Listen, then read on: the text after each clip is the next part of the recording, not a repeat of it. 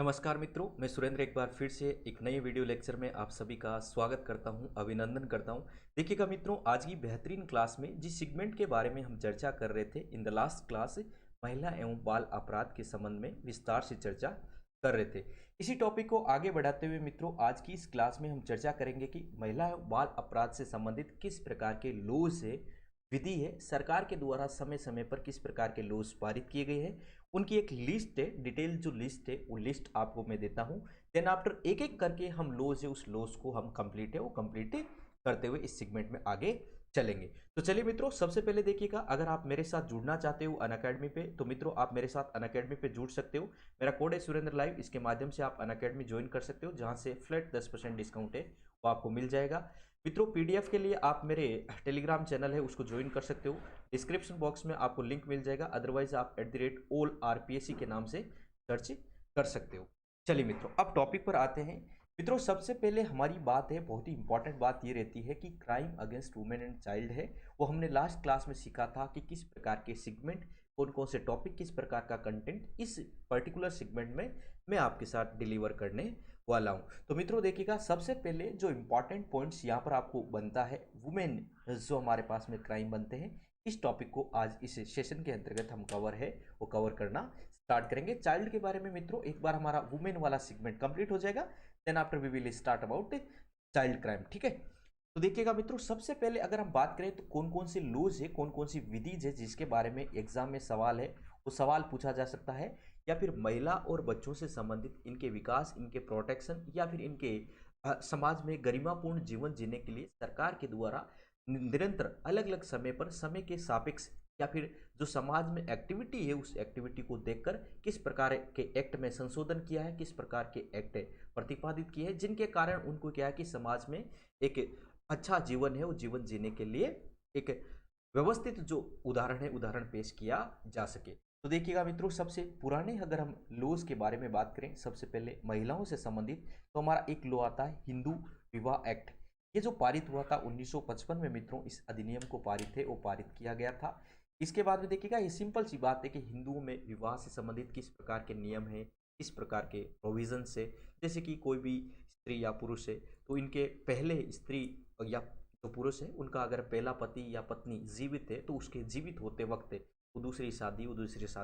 नहीं कर सकते। इस प्रकार की विवाह से संबंधित शर्तें हैं वो हमारे हिंदू विवाह अधिनियम में पारित की गई है। वहीं दूसरा अनैतिक व्यापार अधिनियम, यानी कि जो महिलाएं हैं उनका क्रय विक्रय, जो सेल और परचेज का जो काम होता है उसको क्या है उस एक्ट के तहत क्या है नियंत्रित किया गया। 1956 में इस अधिनियम को प्रतिपादित किया गया था, 1956 में इस नियम को लाया गया था। उसके बाद में आता है दहेज अधिनियम। सबसे बड़ी बात आती है दहेज अधिनियम 1960 मित्रों की, जो भी हमारे पास में विवाह के समय या विवाह से पहले या विवाह के बाद में जो भी वर या वधु पक्ष के द्वारा कोई भी कीमती या फिर कोई भी परिसंपत्तियां जो दी जाती है उस परिसंपत्तियों को क्या बोलता जाता है, दहेज के रूप में जाना जाता है। और इस दहेज की जो परिभाषा है इंडियन पिनल कोड के अनुसार ये बताई गई है कि जो दहेज है वो दहेज केवल और केवल महत्वपूर्ण परिसंपत्तियों को ही दहेज माना जाता है। इसके अलावा मित्रों ये जो हमारे दहेज है, इस दहेज के रिगार्डिंग ये कानून लगता है। बाकी मुस्लिमों के द्वारा विवाह के समय जो मेहर राशि दी जाती है, उस मेहर राशि को क्या नहीं माना जाता भाई,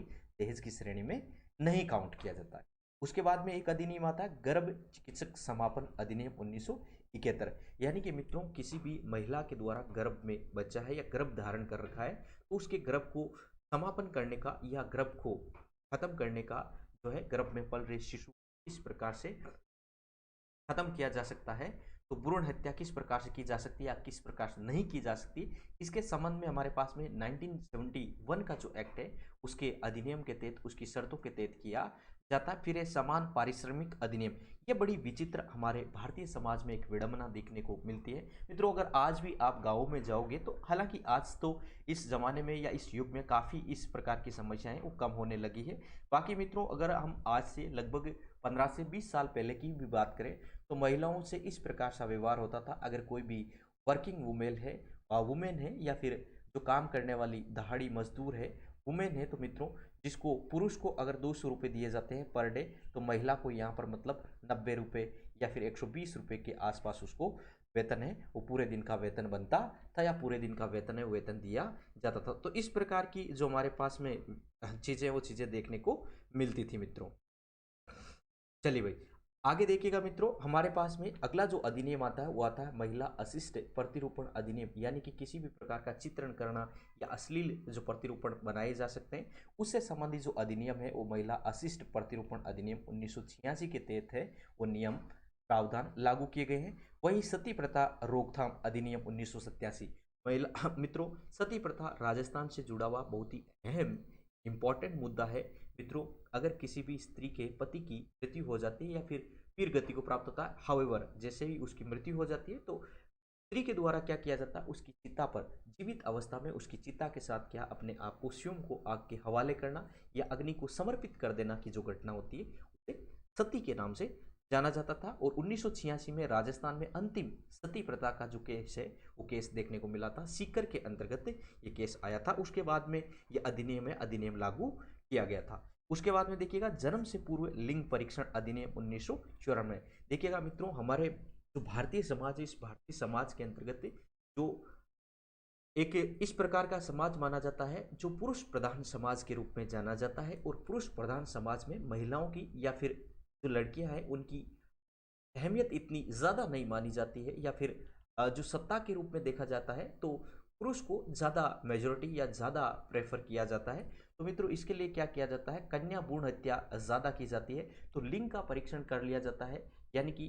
किसी भी महिला उस महिला के गर्भ के अंतर्गत पल रहा शिशु है वो मेल चाइल्ड है या फीमेल चाइल्ड है, इसका परीक्षण करने के बाद में उसका क्या है कि मित्रों भ्रूण हत्या कर दी जाती थी। तो कन्या भ्रूण हत्या से रिलेटेड जो प्रोविज़न है वो इसलिए लागू किया गया है कि आप जांच ही नहीं कर सकते, इसका जो टेस्ट है वो टेस्ट नहीं कर सकते कि वेदर जो गर्भ में पल रहा शिशु है वो किस प्रकार से स्त्री है या फिर मेल चाइल्ड है या फिर फीमेल चाइल्ड है। इससे रिलेटेड अधिनियम आया था 1994। फिर एक आता डोमेस्टिक वायलेंस एक्ट 2005। ये बड़ा विचित्र और बड़ा अहम और बड़ा महत्वपूर्ण जो केस है या फिर महत्वपूर्ण विवाद है वो विवाद इस पर बना हुआ है, यानी कि घरेलू हिंसा, यानी कि महिला है कि स्त्री के द्वारा घर के अंदर किसी भी प्रकार से मौखिक शारीरिक आर्थिक या किसी भी प्रकार का जो उसके साथ दुर्व्यवहार किया जाता है, शोषण किया जाता है या उसके प्रति हिंसा जो की जाती है, यानी मारपीट वाली जो एक्टिविटी की जाती है या फिर कुछ कहना सुनना, ये सारे के सारे जो इवेंट है वो डोमेस्टिक वायलेंस एक्ट के तहत आते हैं। उसके बाद में एक आता है यौन उत्पीड़न अधिनियम 2013,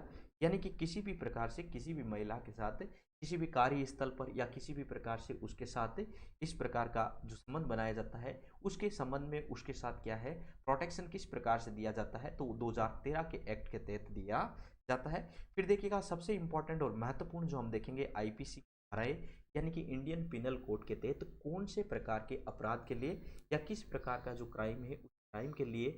भारत सरकार या फिर राज्य सरकार या फिर भारतीय समाज के अंतर्गत जो भी हमारा भारतीय दंड संहिता है उसके तहत किस प्रकार का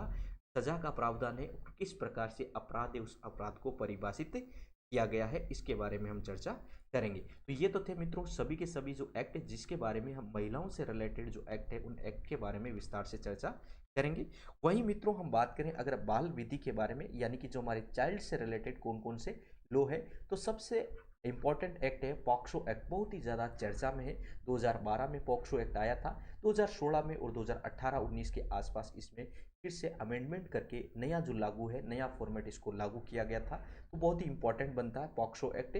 जैसे कि हमारे छोटे बच्चे उनके साथ किस प्रकार का दुर्व्यवहार किया जाता है तो उसके लिए किस प्रकार की सजा है उस सजा का प्रावधान है, तो इससे रिलेटेड ये एक्ट बनता है। वहीं है मित्रों चाइल्ड लेबर बाल श्रम अधिनियम 1986, यानी कि कौन सी उम्र के बच्चों को कौन सी फैक्ट्री कौन से कारखाना या फिर किस प्रकार के क्षेत्र में उसको कार्य करने की इजाज़त है और कौन से क्षेत्र में उसको कार्य नहीं करने की इजाज़त है, उस अधिनियम के बारे में देखेंगे। और इसमें अमेंडमेंट 2016 में मित्रों ये जो बाल श्रम अधिनियम है इसमें संशोधन करके नवीनतम जो हमारा बाल श्रम अधिनियम है वो लागू किया गया है। उसके बाद में एक आता है बाल विवाह निषेध अधिनियम, यानी कि मित्रों हमारे पास में जो भारतीय समाज है इसके अंतर्गत 18 वर्ष और 21 वर्ष की आयु का निर्धारण किया गया है। जो मिनिमम टू मिनिमम हमारे पास में क्या है,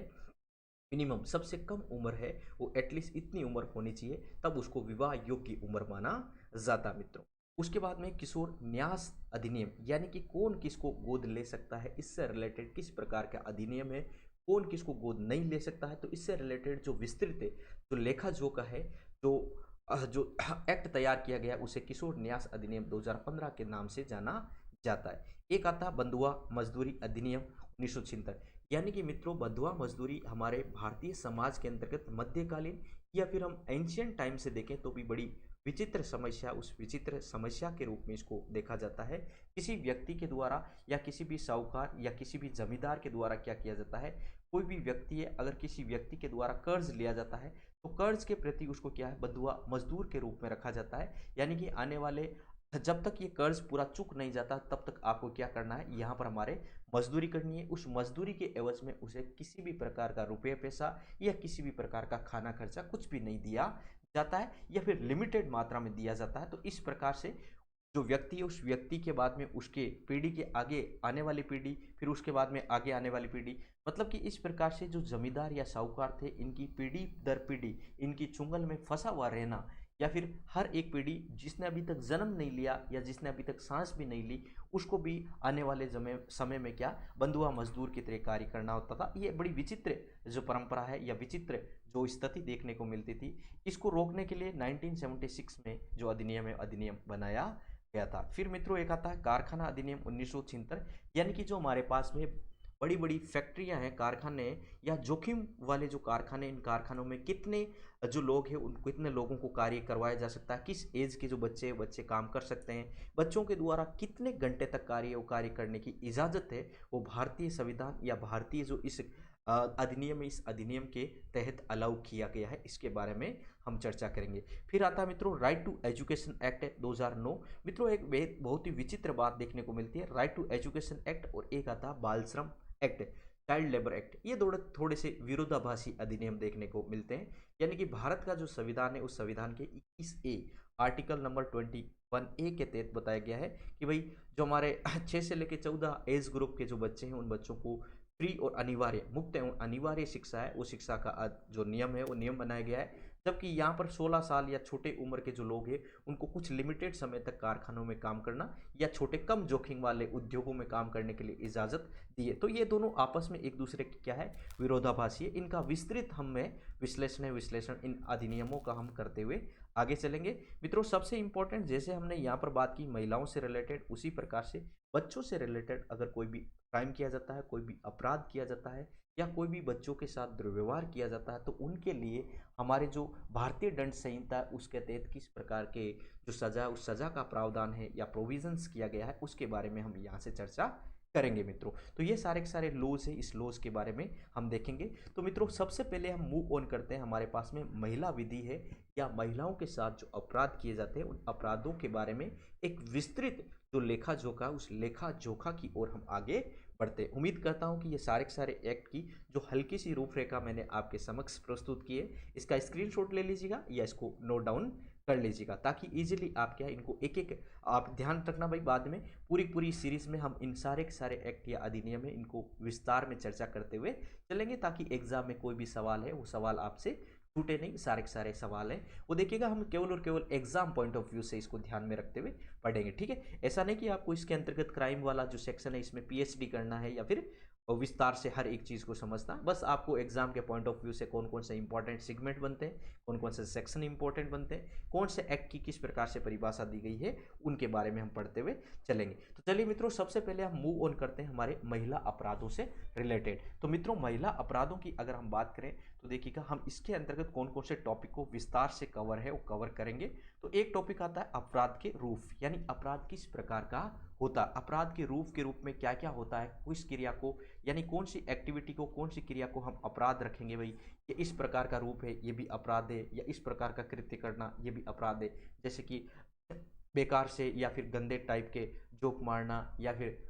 इस प्रकार से डबल मीनिंग बातें करना या फिर कोई भी रास्ते में जा रहे हैं उनको छेड़ना, ये सारे के सारे पीछा करना, रति क्रिया के समय उनको झांकना देखना, ये सारे के सारे अलग अलग प्रकार के क्या अपराध है, इस अपराध के रूपों के रूप में इनको जाना जाता है। फिर मित्रों देखिएगा महिलाओं से संबंधित किस प्रकार की सरकार के द्वारा योजनाएं चलाई जा रही है ताकि उनके कल्याण, उनके उत्थान या समाज की मुख्य धारा में और अच्छे से वो अपना जीवन है गरिमापूर्ण जीवन जी सके, इसके लिए किस प्रकार की योजनाएं और उनको लाभान्वित करने के लिए सरकार के द्वारा किस किस प्रकार के जो प्रोग्राम है वो चलाए जा रहे हैं, इसके बारे में हम देखेंगे। फिर मित्रों महिलाओं से संबंधित देखिएगा समान मजदूरी अधिनियम है, उसके तहत मित्रों हमारे जो नीति निर्देशक तत्व है उसमें किस प्रकार की व्याख्या की गई है, और हमारे बाकी जितने भी संविधान के अलग अलग अनुच्छेद है उसमें समान काम के लिए समान मजदूरी किस प्रकार के अधिनियम दिए गए हैं, हमारे भारतीय संविधान में किस प्रकार की उसकी व्याख्या की गई है, भारतीय संविधान के पर्सपेक्टिव से हम देखेंगे। इसके अलावा महिलाओं से संबंधित जो भी अपराध है उन अपराधों के लिए किस प्रकार की सजा, उस सजा का या अधिनियम है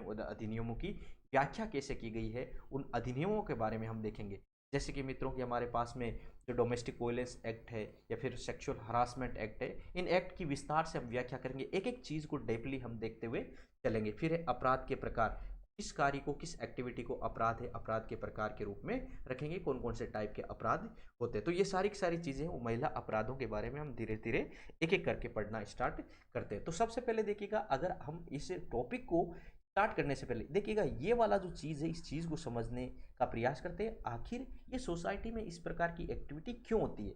सबसे पहले सबसे बड़ा जो क्वेश्चन अराइज होता है या सबसे बड़ा समझने के पर्सपेक्टिव से हम देखते हैं कि ये होता क्यों है, तो इसके पीछे की एक्टिविटी होने के कारण क्या है। तो चलिए मित्रों देखिएगा, सबसे पहले मैं मूव ऑन करता हूँ इस पॉइंट पर कि जो अपराध है इस अपराध के होने के कारण क्या क्या है। तो देखिएगा मित्रों, समाज है, इस समाज में इस प्रकार की एक्टिविटी होने के बहुत से सर्वल कारण हमारे पास में दिखते हैं, बहुत सारे कारण देखने को मिलते हैं। तो मुख्य कारणों के अंतर्गत देखें तो एक तो होता है जनसंख्या वृद्धि। देखिएगा मित्रों, हर एक बीमारी है, हर एक समस्या, इसका रीजन क्या होता है, जनसंख्या वृद्धि हर एक समस्या से इंटरकनेक्टेड है। तो इंटरकनेक्टेड है किस प्रकार से, इसके बारे में अगर थोड़ा सा देखें तो देखिएगा, संसाधन है, उन संसाधनों का सही से वर्गीकरण नहीं हो सकता। फिर या बेटर मॉनिटरिंग है, जनसंख्या ज़्यादा होगी तो बेटर मॉनिटरिंग नहीं हो पाएगा। जो हमारा सिस्टम है उस सिस्टम की जितनी भी योजनाएं हैं उन योजनाओं का लाभान्वित नहीं किया जाएगा। शिक्षा, उस शिक्षा को बढ़ावा नहीं दिया जा सकता। तो मतलब कि अल्टीमेटली किसी भी प्रकार का जो कार्य होता है वो सभी के सभी क्या है, रिसोर्सेज की उपलब्धता किस प्रकार से होगी वो किस पर डिपेंड करता है, जनसंख्या, इस जनसंख्या पर डिपेंड करता है। अब देखिएगा छोटा सा एग्जांपल लीजिएगा, हम कोविड के बारे में बात करें तो कोविड का जो वैक्सीन है वो वैक्सीन उपलब्ध करवाना इतना ज़्यादा आसान नहीं है, क्योंकि जहाँ पर भारत की जनसंख्या कितनी 121 करोड़ है, वहाँ पर अकेले अगर हम यूपी की बात करें तो मित्रों लगभग 18 से 19 करोड़ यूपी की आबादी है। तो हमारे पास में जो यूएसए, उस यूएसए के आधी से भी ज़्यादा हमारे पास में आबादी है, ठीक है। तो इस प्रकार से अकेले यूपी के अंतर्गत वैक्सीनेशन करना कितना मुश्किल है या कितना लंबी प्रोसेस हो जाती है। तो जनसंख्या अल्टीमेटली क्या है कि किसी भी प्रकार के जो प्रोग्राम है, किसी भी प्रकार का जो लाभ है या किसी भी प्रकार के जो योजना को मॉनिटरिंग करना है उसके लिए थोड़ी सी दुर्भर कारण है, वो कारण बन जाता है। फिर दूसरी सबसे बड़ी बात है, अपराध या क्राइम होने का सबसे बड़ा रीजन है अशिक्षा, यानी कि भारतीय समाज, इस भारतीय समाज में ज़्यादा शिक्षा का संचार है, वो शिक्षा का संचार नहीं है। यहाँ पर थोड़ा सा क्या है, जागरूकता का अभाव है। तो इस जागरूकता के अभाव के कारण यहाँ पर जितने भी कानून कायदे हैं, जिस प्रकार के समाज की मान्यता, उस मान्यताओं का क्या है, संचार, बेटर जो संचार है, मॉनिटरिंग है या फिर कम्युनिकेशन नहीं हो पाता। तो लोगों को इतनी समझ नहीं है, इस वजह से भी ये जो घटना है वो घटना इस प्रकार को घटना को अंजाम दिया जा सकता है भाई। फिर देखिएगा अनंत इच्छा शक्ति। इच्छा शक्ति का मतलब क्या कि लोग किसी भी प्रकार से जो अपनी इच्छाओं की पूर्ति करने के लिए, अपनी इच्छाओं की पूर्ति करने के लिए इस प्रकार के जो काम है या इस प्रकार के कदम है वो कदम उठाते हुए संकोच नहीं करते भाई। फिर देखिएगा इच्छाओं की अनंत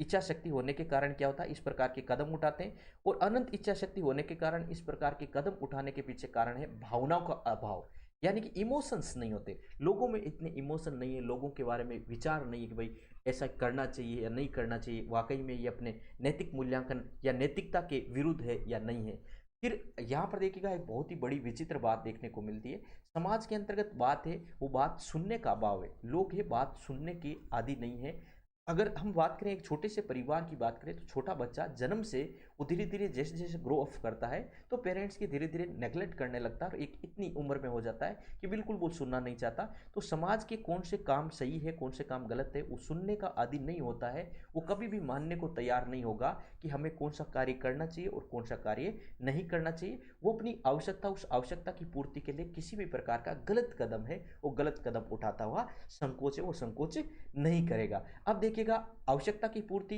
के लिए गलत कदम इसलिए उठाएगा क्योंकि संसाधन है वो संसाधनों का क्या है, समाज और सोसाइटी में क्या है, अभाव देखने को मिलता है। ठीक है भाई, इस प्रकार के ये जो सारे के सारे जो फैक्ट है, और सबसे बड़ा बात है जो अभी का जो युवा है, अभी का जो मानव है, उस मानव में दया, करुणा, इस प्रकार के किसी भी भाव है, इस भाव को नहीं होता भाई, कमी होती है। इस वजह से भी इस प्रकार के कदम है उठाते हैं। और ये सारे के सारे एंटायर जो रीजन है एक दूसरे से इंटरकनेक्टेड है। ये सारे के सारे रीजन अपराध है, उस अपराध के कारण है, अपराध के कारणों के रूप में देखा जाता है। तो मित्रों, यहाँ से आपसे ऐसा सवाल तो नहीं पूछेगा, कोई आरएस मेंस का पेपर तो है नहीं जो आपसे पूछ ले कि अपराध के प्रमुख कारण कौन से हैं, निम्न में से उनका स्पष्टीकरण करो, 10 नंबर का सवाल है, ऐसा तो है नहीं। सिंपल सी बात है कि आपसे हल्का फुल्का इससे इंटरकनेक्टेड एमसीक्यूज के रूप में पूछा जा सकता है कि मुख्य कारण कौन सा है। तो जनसंख्या अल्टीमेटली मुख्य रूप से कारण देखा जाता है भाई। तो यहाँ से देखिएगा, आप स्क्रीनशॉट ले सकते हो कि किसी भी प्रकार के सोसाइटी या समाज के अंतर्गत कौन सा कार्य किया जाना चाहिए, कौन सा कार्य नहीं किया जाना चाहिए, किस प्रकार के कार्य या एक्टिविटीज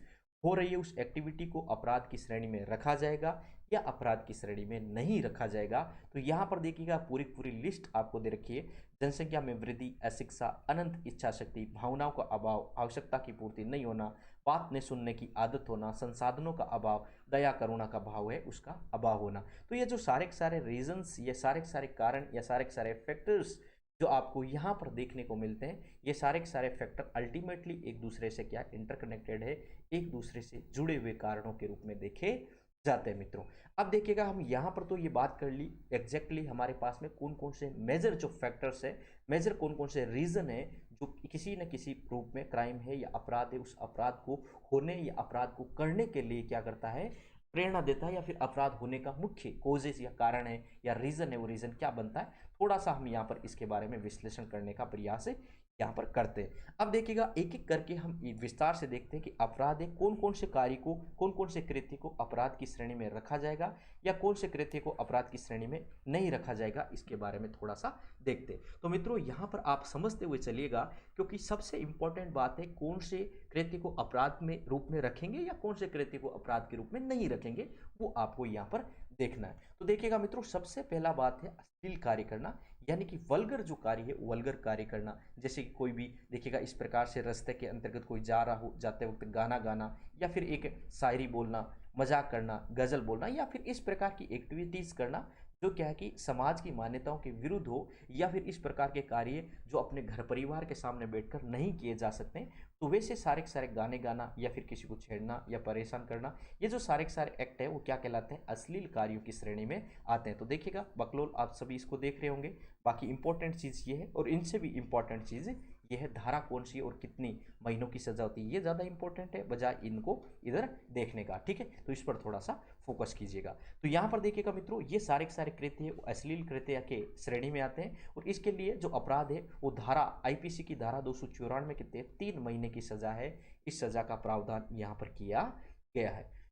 फिर सेकंड देखिएगा, महिलाओं की शालीनता को ठेस पहुंचाना। शालीनता को ठेस पहुंचाना यानी कि मानव जो गरिमा है, उस गरिमाओं को किस प्रकार से आप हनन करते हो या लिमिटेड करते हो या सीमित किस प्रकार से करते हो, उसके लिए किस प्रकार का जो क्राइम है, क्राइम के तहत सजा का प्रोविजन है। देखिएगा, गलत इशारे करना, यानी कि ऐसे आंखों से इशारे करना या किसी भी प्रकार से इशारा करना, या किसी भी कोई भी बात बोलकर उनको इशारा करना, या फिर उनकी जो ठेस है उनके दिल को चोट पहुंचाना, या उनके शालीनता उस शालीनता या फिर उनके व्यवहार पर गलत इम्पैक्ट पड़ता हो, इस प्रकार का कोई भी कृत्य करते हो तो वो क्या होता है मित्रों, वो इस कैटेगरी के अंतर्गत रखा गया है। उनकी गरिमाओं का उल्लंघन करना, भाई उनको समाज के अंतर्गत किस रूप में रखना चाहिए, कैसे रहना चाहिए, उनके विरुद्ध जो भी एक्टिविटी है वो भी इसी के अंतर्गत आती है। मान सम्मान को ठेस पहुंचाना, जैसे कि कोई 7-8 आदमी है, उनके बीच में कुछ मतलब अनर्गल बात करना या फिर कुछ भी कैसे भी बोलना, ये सारी की सारी चीज़ें क्या होती है, उनकी शालीनता उस शालीनता के विरुद्ध होता है। और इसके लिए जो धारा है IPC 509, IPC Indian penal code की धारा 509 के तहत देखिएगा, जिस प्रकार से हमने अश्लील के लिए पढ़ा था ना, अश्लील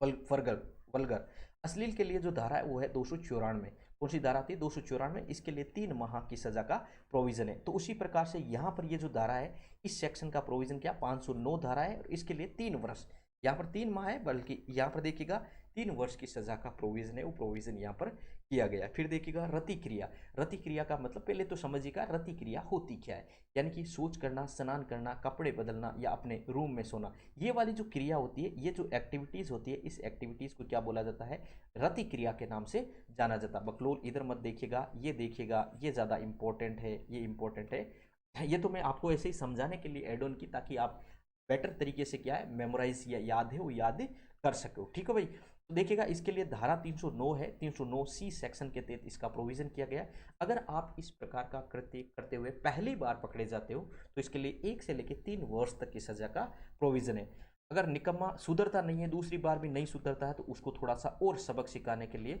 दूसरी बार 3 से लेकर 5 वर्ष तक की सजा, इस सजा का प्रोविजन किया गया है भाई। तो इस प्रकार की जो एक्टिविटीज है इसके लिए देखिएगा आईपीसी की सेक्शन 309 के तहत, 309 सी सेक्शन के तहत यहाँ पर क्या है सजा, इस सजा का प्रोविजन किया गया है 1 से 3 या 3 से 5 दूसरी बार एक्टिविटी इस प्रकार की करते हो तो। फिर देखिएगा तीसरा पीछा करना, यानी कि क्या करता है, जैसे कि आपके पास में यहाँ पर कोई स्कूटी से कोई जा रहा हो और पीछे पीछे उसकी स्कूटी है, स्कूटी लगा दी, तो इस प्रकार की जो एक्टिविटी करते हैं ये तो देखिएगा एक बार, या फिर आप डेली किसी को परेशान करते हो, डेली किसी को परेशान करते हो, या इस प्रकार से उसके आना जाना दुभर कर देते हो, तो इस प्रकार की एक्टिविटीज जो होती है इसके लिए क्या है सेक्शन 354 डी के तहत पहली बार एक्टिविटी के लिए 1 से 3 और दूसरी बार के लिए 3 से 5 जो वर्ष की सजा है, वर्ष की सजा याद रखना भाई, ये महा नहीं है, ध्यान रखना भाई। ऐसे ही बकलोली वाला कार्य कर दो आप तो ध्यान रखना भाई, ये 3 वर्ष या फिर 3 से 5 वर्ष तक की सजा का प्रोविजन यहाँ पर किया गया है। फिर देखिएगा निर्वस्त्र करना, यानी जबरदस्ती किसी को जो भी है उसको क्या करना, निर्वस्त्र करना या वस्त्र उतारना या कपड़े उतारने का प्रयास जो करना, इस प्रकार का जो कृत्य होता है ना, इस कृत्य के तहत जो आईपीसी की सेक्शन 354 है, 354 बी के तहत 3 से लेकर 7 वर्ष तक की सजा, इस सजा का प्रोविजन यहाँ पर किया गया है। तो ये मित्रों, ये हमारे पास में इंपॉर्टेंट जो सेक्शंस थे वो सेक्शन आपके सामने हमने डिस्कस है, वो डिस्कस किए थे किस प्रकार के कौन कौन से फॉर्मेट है जिनको अपराध की श्रेणी के अंतर्गत रखा जाता है, इसके तहत कौन कौन सी हमारे पास में क्या आती है मित्रों प्रोविजन से, कौन सी जो धारा, उस धारा के तहत कौन सा अपराध है, उस अपराध के लिए किस प्रकार की सजा का प्रोविजन किया गया है। एक बार मैं समराइज करवा देता हूँ ये सारे के सारे 500 जो अपराध है, इन अपराधों को, ताकि आप बेटर तरीके से इनको याद है वो याद कर सकते हो। तो देखिएगा अब यहाँ से देखिएगा मेरे साथ साथ बोलिएगा अपराध। अपराध जो होता है मित्रों, पहला जो अपराध होता है ना, अश्लील कार्य करना, वल्गर